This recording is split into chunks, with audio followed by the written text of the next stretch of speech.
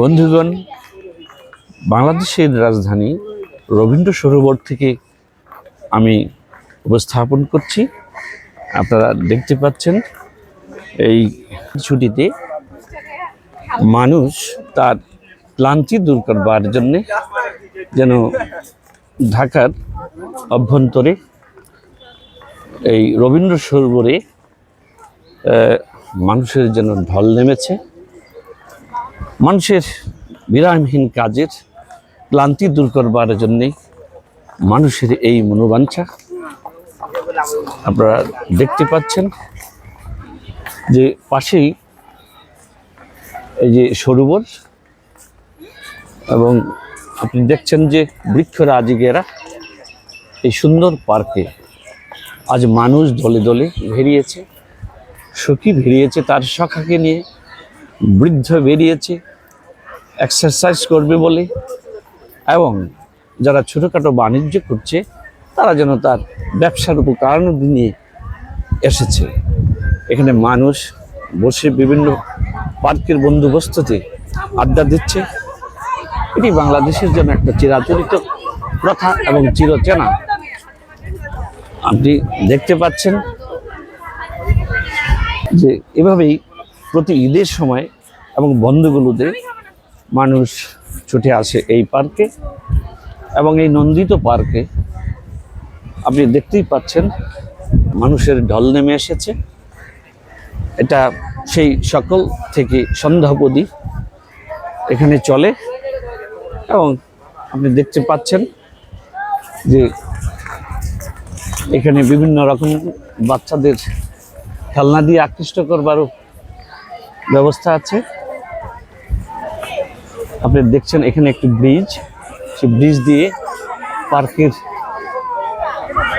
এক জায়গা থেকে উপরে যাওয়া হয়, এবং এখানে প্রায় হাঁটা যাচ্ছে না, এমন মানুষের ভিড় যে যেন হাতে চেপে ঠেলে ঠেলে এগোতে হচ্ছে। তবু মানুষ এই বিনোদন থেকে বঞ্চিত থাকছে না। এই যে ঢাকা শহরের ঘনবসতিপূর্ণ এই ঢাকা শহরের মানুষ যখনই কোনো সুযোগ পায় এটা হাতছাড়া করতে চায় না। আমরা আবারও দেখছি যে রবীন্দ্র সরোবরের কি সুন্দর আমরা দৃশ্যটা যদি একটু দেখে নিই। এখানে মানুষ মাত্রই এই নয়নাভিরাম যে দৃশ্য মানুষের মন কি করে আকর্ষণ, আর মানুষ ছুটে আসে বহু দূর দূরান্ত থেকে আমাদের এখানে তার মনের যে ক্লান্তি করবার জন্যে। সত্যি নয়নাভিরাম এবং একটি প্রাকৃতিক পরিবেশে যেন ঘেরা আছে চারিদিক আমরা দেখতে পাচ্ছি।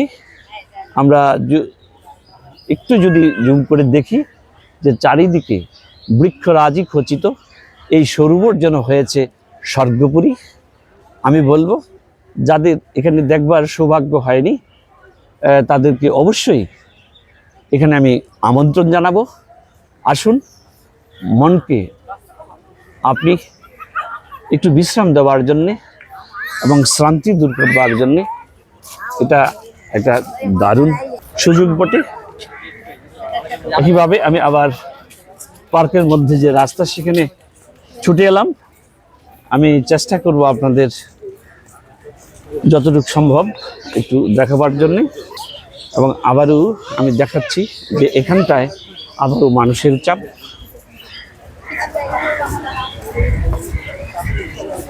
এটা বিশাল বৃক্ষ। আমরা সামনের দিকে এগোচ্ছি। এটা পার্ক যেন শেষ নেই, যেন অনন্ত হয়ে অসীম হয়ে সে বিরাজ করছে, এবং শেষ মাথা পর্যন্ত আমি আমার গন্তব্যস্থলে যেতে পারবো কিনা সন্দেহ আছে। এবং আমরা দেখতে পাচ্ছেন আমি সামনের দিকে এগোচ্ছি। ঠিক এমনি করে মানুষের যা বলছিলাম ঢল নেমেছে পার্কে। এটা প্রতিটি ছুটিতে, বিশেষ করে ঈদের ছুটিতে এখানে ঢাকা শহরে যারা স্থায়ীভাবে বসবাস করে তারা এখানে এসে এই বিনোদনে অংশগ্রহণ করেন।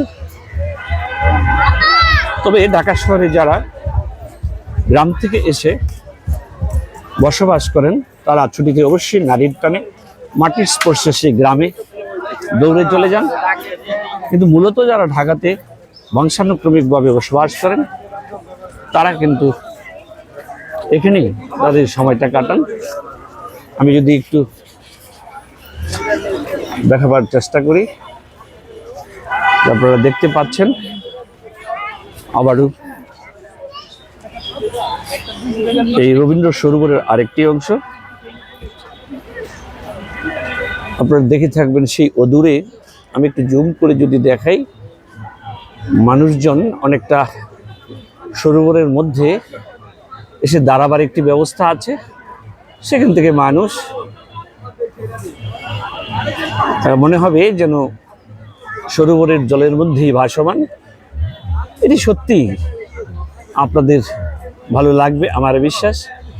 আমি বিষয়টিকে আর দীর্ঘায়িত করছি না, এবং আপনারা এখানে না আসলে বোঝা যাবে না যে এর যে নয়নাভিরাম যে দৃশ্য তা কতটুকু মানুষের মনকে শ্রান্তি দূর করতে পারে, তার সৌন্দর্য কতটুকু এটা বোঝানো যাবে না। অনেক ধন্যবাদ। আবারও আগামী কোনো দিন আপনাদেরকে নিয়ে এই পার্কে